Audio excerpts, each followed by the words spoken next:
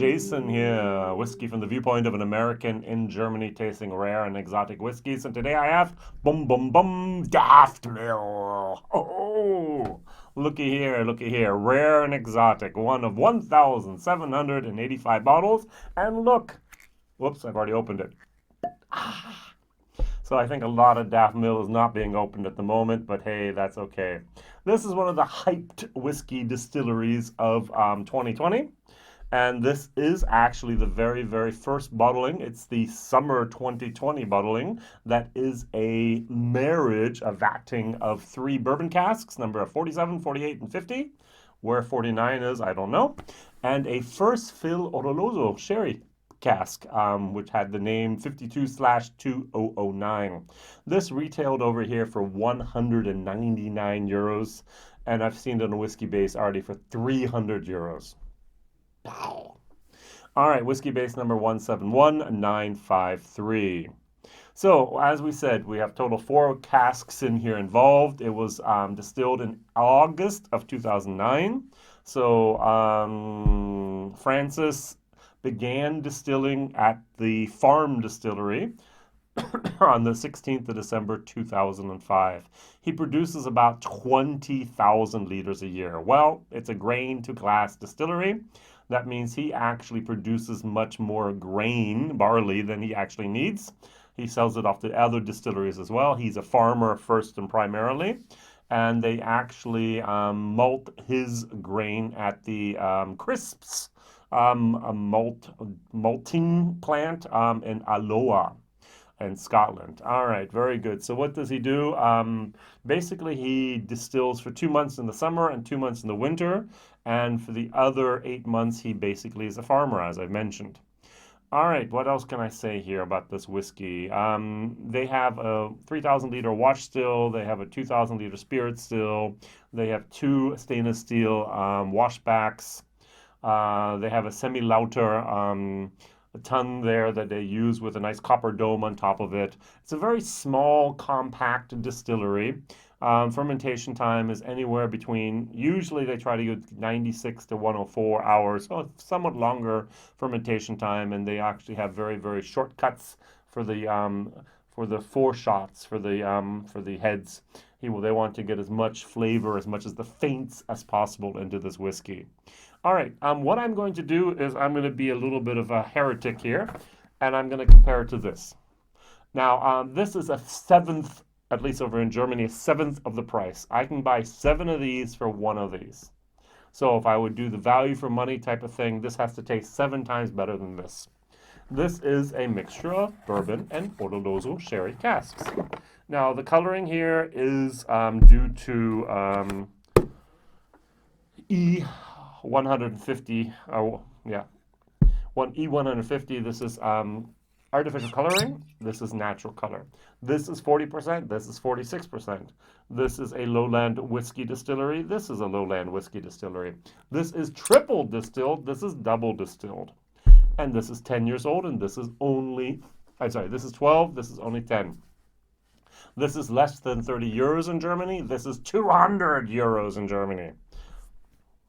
So I'm going to actually nose this. Okay. I'm somewhat sensitive. I know people who are much, much more sensitive, but I'm somewhat sensitive to sulfur. And the first fill Oloroso sherry, or the sherry cask they used, must have had a little bit of sulfur in there. That affects the entire taste. That affects my entire experience after that. I'm so sorry. This one of those things that I am not. I can't deny. It really does affect my experience if there's been sulfur in the whiskey or not. I'm getting a Hawaiian punch type of moment. It reminds me actually more and more of a dingle. Dingle also has sometimes some sherry input in there. Also fairly new distillery, also double distilled and so on. Interesting enough, dingle is much cheaper, at least over here in Germany. I can get about 3 bottles of dingle for 1 of these at the moment, usually. There's a fruitiness towards the end. That's the Hawaiian punch moment. I'm going to say cheers, 46%. Very, very nice. Non-chilled filtered, no color added. interesting bottle. Many people actually have problems putting that in their shelving unit because it's just too tall. So it doesn't fit. So I can do it down here as well. You can see it just doesn't fit here. All right. So it always is one of those top shelf items here where you have to put it on the top of the shelf where there's room up to the ceiling. At least that's what I have to do.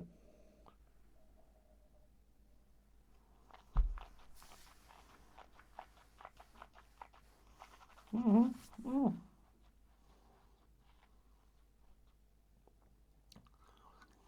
A little bit of a mineral moment, fruity, a little bit of a sulfur type of alcoholic, and towards the end, it's a fruity Hawaiian punch type of moment with a lot of the alcohol. Seems young, 10 years old, no problem.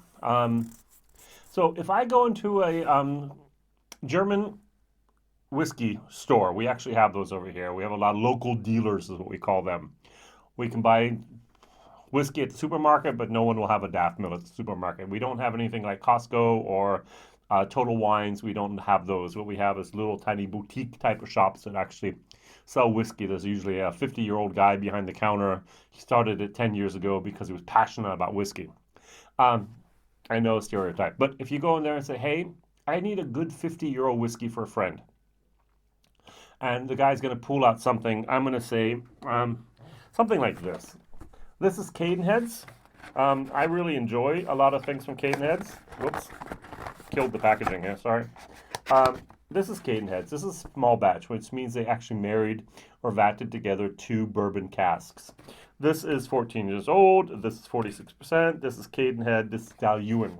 You're going to pay about 55, 58 euros for this. Nice whiskey for that price. There's a video about this actually online on my channel. Now, this and this are basically this is what I would pay for this from the taste point. This is a 50-euro whiskey. It's better than the 28-euro whiskey, but it's nowhere near a normal 100-euro whiskey. A whiskey that I'm willing to pay 100 euros for, maybe like a Glendronach 18 or 21.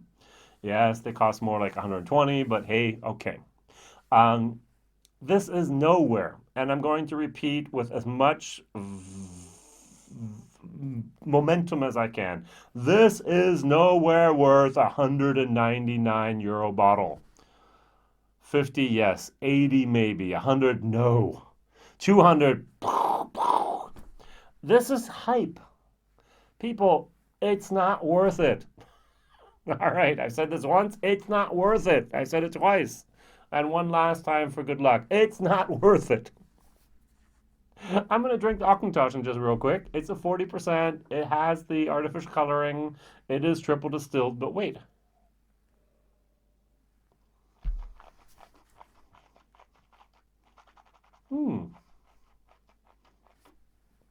This whiskey is actually better than the Daftmill at the best part in the mouthfeel. Unfortunately, there's a tired old casks. They've maybe been recharred.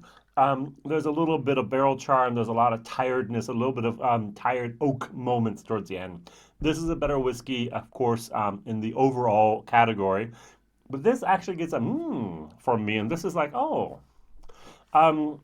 I don't actually like Auchentoshan that much. That's my problem, which I'm really trying to drive home this moment. This is a C plus whiskey. This is actually an F for value for money. It has nothing to do with Francis and his farm.